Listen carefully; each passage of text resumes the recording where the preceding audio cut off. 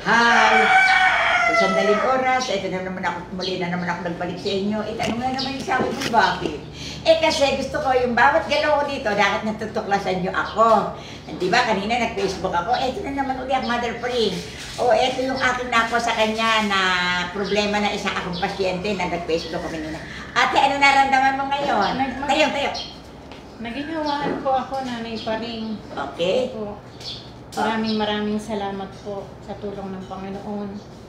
Galing ka na ba? Opo, magaling. Okay, eto po. Salamat po. Tingnan niyo po itong nakuha ko sa kanyang problema. Sinalat ko po sa ari niyan, meron buhok na nakahala. Sinalat ko po sa puwet niya, tapos po nag-pray po ako. Eto po, nadukot ko.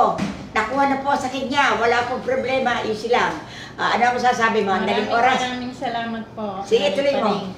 At sa gawa po ng Panginoon ay napapunta kami rito sa Giginto. Maraming salamat po. Okay, di mo makakalimutan Hindi ito. po, hindi po. Hindi ka nasaktan? Hindi po, sakto lang po. Ginhawa na po ngayon. Okay, basta wag kayo kaamo sabi mo magpapaparagan. Opo, basta kung kayo po ay may problema, ay pumunta po kayo dito kay Nanay Paring. Wag po kayong basta-basta magpapa-opera. Okay? Unang-una, mahal po. Tapos masusugatan pa po kayo. Opo. Dalaw lang po dito kay Nanay Paring sa Giginto. Okay. Ilang minuto dating ginawa yan natin? Sandali lang po. Okay, para lang binuot ng ipin. Opo, sandali Okay, lang. sige po, nakita niyo na po. Okay, nakita niyo na po, siya na po ang nagsabi, kaya lang po, tingnan niyo po, ulitin ko, ito po, souvenir po ito niya, isipin niyo po yung dala niyang problema na ito. Ganyan po ang hiwala ng Diyos ito.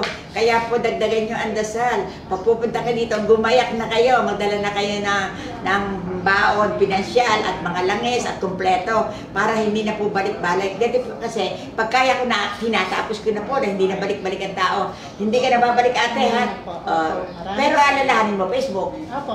Okay, bye-bye po. Thank you po.